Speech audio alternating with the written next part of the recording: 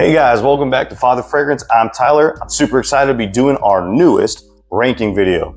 I'm gonna be taking some of, maybe it's all of, I gotta check, all of the most popular fragrances from a relatively smaller kind of niche indie house called Mes Bisous. I'm pretty sure I'm saying that right. I don't really speak French, to be honest with you. I think you probably could tell that.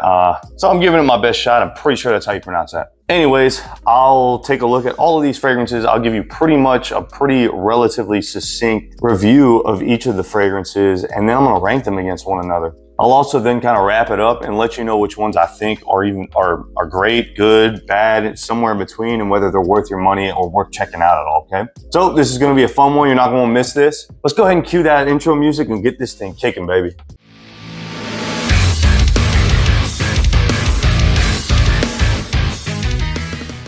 All right, and just to start, I'm just gonna show you what this came in. So I got this discovery thing. It's similar to that imaginary authors book that I have. So it's kind of using that same kind of idea. It's using a book. This one's the Book of Discovery, and they gave me 6 2-milliliter samples. And then I also ordered a second one, or not a second one, but an additional one, Passion Island, which is a very new hyped up one. It just came out recently. That didn't come with this one, but I wanted to include it. So anyways, that's what it looks like. Pretty cool. Little sleeve goes in there, but yeah. Okay, first up on our list, we have Mes Bisous Passion Island. Okay, so this is, I think, their newest release, and it's generated a ton of hype and stuff in the fragrance community from what I've seen a little bit. Let's see what this thing's all about and whether it's actually worth all that. Let's take a look. All right, well, okay. Quick disclaimer for this one before I start talking about it. I do not like most fruit-forward fragrances. I find them usually kind of sickly, like they're always super synthetic, and it's just kind of gross to me. This is suffering from that. It is super forward in passion fruit, mango. It's like sweet, thick, syrupy, gross, synthetic fruit smells. This happens so often with these. Like I can think of like Herbe Pure I've looked at on here before. God of Fire kind of runs into some of that stuff. I just don't like fruit fragrances, man. They just, first of all, they smell super feminine to me almost all the time, but they always smell bubblegummy and almost like a smoothie, like vomity kind of. It's gross, like sour. So this is getting that. If you like fruit, you probably will love this fragrance. Obviously, a summer, spring fragrance, warm weather, but just that so much of that fruit. There's like a touch of spices in there too, but it's not enough to calm all that fruit down. I don't like this very much, just to be honest with you. I could tell this thing, I already know I've sprayed it before, I've worn it. It has pretty good performance though, so that if you like this kind of stuff, you'll enjoy it. I don't, so I do not like this. This thing is in first place right now. I doubt it'll stay there by nature of being the first one I've reviewed. So there it is. Next up, we have Tobacco Flirting with Vanilla. I know it's hard to see the label in here. You just have to trust me. All right, so based on the name alone, I'm thinking this is gonna be tobacco and vanilla fragrance. So let's go ahead and get a shot of this to see what it's all about. Ooh, yeah. So yes, this one I like. Right off the bat, the open is very, very nice. It has a kind of a cherry tobacco to it. So there's like almost a fruitiness to the tobacco. I know I just got done saying I don't like fruity fragrances, but a fruited tobacco, like a cherry tobacco, I do enjoy a lot. And then as it continues to dry down, I can get some of that vanilla coming in now too. It's not overly sweet, but it's just a touch to kind of make it really quite pleasant to smell. This is kind of reminiscent of like maybe a little bit of side effect from Initio, maybe only a little, but not quite. I would say that's a little more masculine. This one's a little more unisex. I think this smells pretty darn good. It's a little bit spicy, cherry tobacco, vanilla. These are all extracts, by the way. I haven't said that yet, but so I'm imagining that it has pretty good performance, but this is really pleasant. I would imagine most people would like this. So with that being said, this is going easily in first place. This is a much better fragrance than Passion Island. So Tobacco Flirting with Vanilla going in first place without a doubt. Next up, we have Amber Leaque, I believe is how you say that. Amber Leaque? I don't know, man. It's something like that. All right, here's Amber Leaque. Let's see what she's got. Okay, this isn't bad. This is pretty nice right off the rip. Okay, well, you know what I'm picking up pretty fast on this? I can't help but notice that this reminds me of 40 Knots from Xerjoff. So this smells, it's very powdery and super duper clean. Yeah, it smells very elegant, very rich, kind of like a person, like wealthy. When I say rich, I mean it smells like somebody with money would wear this. Very classy smell. However, this is a little less masculine than 40 knots. 40 knots, I think, is probably meant for men to wear. This is a little more unisex, but almost more leaning towards feminine. I don't know how much I would wear this. As a man, if you followed this channel at all, you know that I do enjoy more masculine scents. And this one's a little more on the feminine side. But I think this smells really pleasant. It's very powdery, very clean, almost like a fresh linen kind of deal going on there. Like fresh laundry or something. Very pleasant, very mass appealing. This stuff would work really well for kind of a dumb reach, but also it like I said, it smells like class and wealth. You could wear this to a formal occasion and it would really work really well for that, I think. All right, so just getting this out of the way, pretty obvious. I like this more than Passion Island, but I do not like it more than Tobacco Flirting with Vanilla. That is a more interesting fragrance, and it's also, I think, just better, actually. I also don't know that I would wear this just because it, you know, if I was going to pick something that smells like this, I would just wear 40 knots. It just smells like a better version of this. So this will go in second place for now, just behind Tobacco Flirting with Vanilla. Next up, we have One Night Only. Yeah, that's what she said. All right, let's see what One Night Only smells like. Oh yeah, smells like a one night stand right there. No, this is actually really nice. Wow. I really like the way this smells. Has kind of like almost like a spiciness to it, kind of a tea note in there, a mild sweetness, maybe some like vanilla in that too. Kind of smells like cozy, like almost like holidays coziness. It reminds me of something though. You know what this smells like to me? This smells a lot like, but maybe a spicier version of BDK's Gris Chanel, the EDP version, which I adore. I love that fragrance. It is one of my favorite I've ever smelled in my life. I like it on me, but I like it more on my wife, and I think that that's probably something similar to this one. Although I would still be willing to wear this without a doubt, no reservations whatsoever. This is like a perfectly unisex fragrance, and it is really good. Definitely more suited for the cold weather. So I don't know I'd be wearing it anytime soon, but it's very, very good. Yeah, this stuff smells fantastic. I don't know if I like it more than Tobacco Flirting with, that one's tough. I know I like it more than these down here, so this is gonna be at least second place, but I do think let's take a look. Man, that's so close. I'm just gonna barely put this in second place just because I'm more willing to wear Tobacco Flirting with Vanilla than I am the One Night Only. But man, they're both so good. This is like 1A, 1B kind of thing, right? So I'm gonna put it here, but these are so close. Just, I can't stress it enough. These are really, really close. All right, kind of winding down towards the end here. Our next one we have is a Wondrous Flight. All right, so before I ordered this set, I had only really known of probably 3 fragrances from Mes Bisous, and that was Passion Island, the one that just came out, Tobacco Flirting with Vanilla, and then this one, on Wondrous Flight. This is probably the one that caught my eye that made me want to try this to begin with. So there's a good chance that I rate this kind of higher, but I just wanted to throw that out there because this is kind of the fragrance that actually got me interested into trying this house to begin with. Anyways, let's go ahead and see what it's all about.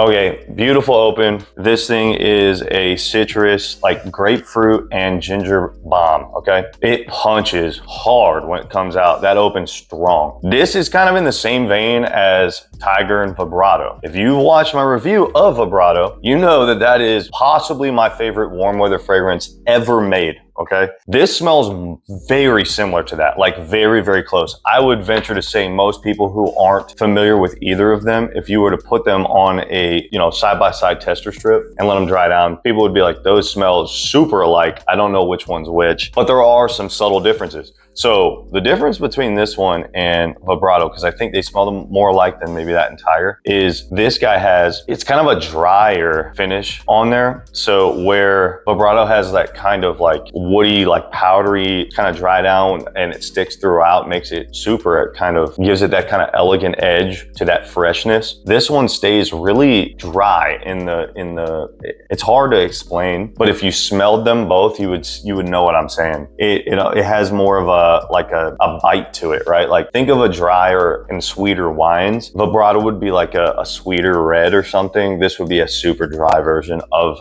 that. So I almost wonder, like, could you call this more masculine? I don't know because of that, but I don't know if that's the right term. It's just they're different, right? With that being said, I love the way this smells. This one to me is a little harder to wear for longer periods of time over Vibrato or Tiger. Those are a little softer on my nose. This, because of the dryness of it, it actually gets a little harsh to me after a while, but it still smells fantastic. I've gotten compliments wearing this one, just like I did in Vibrato, right? With that being said, I think this is my favorite so far. So I'm gonna put this in first place.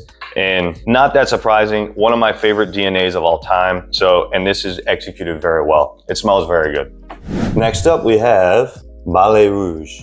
All right, so I think the word rouge means red. If I remember right, from the few things I know about the French language, I'm pretty sure that's what that means. So let's see what red smells like. I don't know, let's see.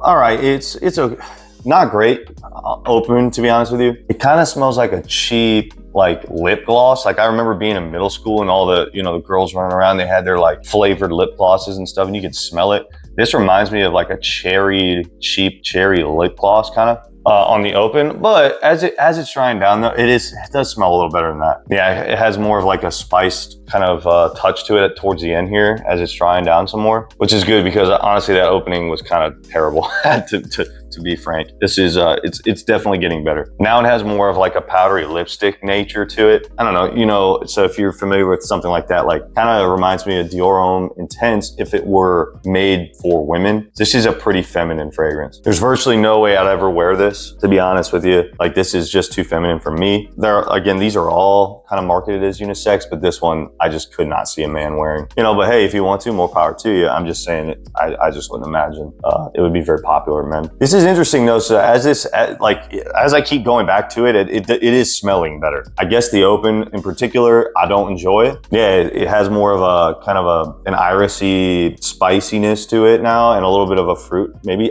it's gotta be cherry, man, I'm telling you. So definitely much better as it dries down. Pretty floral as well. Like I said, there's a little iris in there. That being said, I would be more willing to wear Passion Island, but I think this smells better than it. So I'm gonna go ahead and put this in between these two. So in between Amber Leaque and Passion Island, it'll be second to last here. Smells pretty good, just not my cup of tea. All right, and last but not least, we have Oud Hypnotique. Okay, so much like I made the incredible assumption, very proud of myself, that tobacco flirting with vanilla would be a tobacco and vanilla fragrance, I imagine Oud Hypnotique is going to be an oud fragrance. I just call it a hunch, man. I don't know, we'll see what it's all about here in just a moment. Let's see what we got.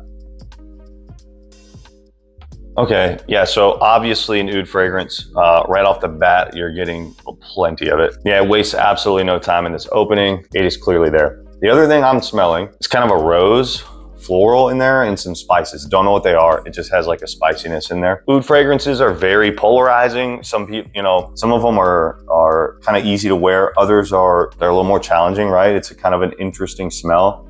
And there's so many different variations of how those oud fragrances come off. Some of them are considered like barnyardy. This is certainly not that. It's more of like a funky wood kind of a scent. And then the rose really picks that up and kind of puts that kind of funk and turns it into more of a wealthy, elegant kind of a smell. Rose typically does that in my opinion. Whenever rose is added, it almost immediately makes it smell more formal. And that's the case for this one. This smells like a very high-end fragrance. This is very high perfumery. Like you just smell the quality in this one. It kind of reminds me of maybe like Ombre Nomade or something like that from Louis Vuitton. And if you know anything about those, they are very polarizing. People tend to love them or hate them. There's usually not an in-between. Part of the problem with that is that makes them a little harder to wear. I'm just gonna tell you right now, it gives it, because you're doing that oud and rose thing, it kind of comes off like very old school perfume, right? Like my wife smelled this and said, that smells like my grandma, right? And I know for a fact, people who have smelled these kind of oud rose fragrances, that is a common comment that you will get when you smell fragrances like this. I don't find them particularly bad at all. I think this is really nice, like I said, but it's pretty harsh to the nose to be smelling it over and over again. It is very powerful. Like this thing is insanely strong performance-wise for projection, as a lot of oud fragrances are. This one you would have to be very careful with. This I could see people finding rather offensive. That doesn't mean it smells bad, but what I mean is that it's kind of like, it can give you like nose burnout pretty fast, and somebody might be bothered by the way that smells over time. So anyways, I think this smells pretty good. I'm probably gonna put it in the middle-ish here. So I think right here is perfect, actually, right in between One Night Only and Leaque. I think that is a really good spot for it. I think it smells good. I think it's very, very high level perfumery. It smells super high quality, but limited use. It's pretty formal, and I don't know that this is going to be a crowd pleaser. It does have that old-fashioned kind of smell to it. Don't be surprised if you wear this and someone says that you smell just like their grandma. Just to be honest with you. It, to me, actually smells pretty unisex, but that oud rose combo, I actually find a little more feminine, but it's not something that you can't wear if you're a man. All right, so we got our final ratings here. So let's go ahead and run through those, and then I will kind of give you final thoughts on these, okay? So last place, that's 7th, is gonna be Passion Island. In 6th place, we have Balle Rouge. In 5th place, we have Leaque. In 4th place, we have Oud Hypnotique. In 3rd place, we have One Night Only. In 2nd place, Tobacco Flirting with Vanilla. And 1st place, a Wondrous Flight. So just final kind of thoughts on that. On these, I would say pretty much all of these are very wearable. I think they are very good, well-crafted perfumes.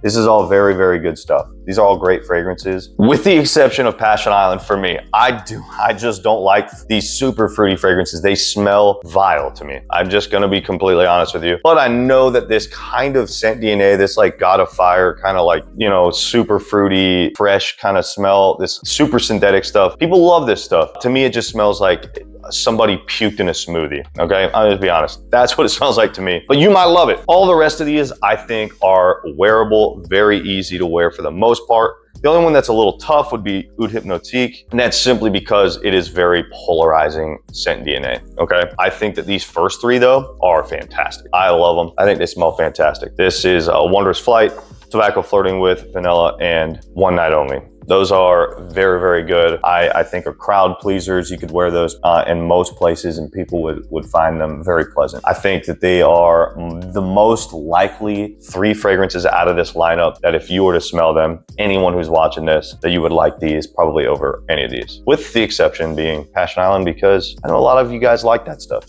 So there you have it. That's our final review, our final ranking of our group of 7 here.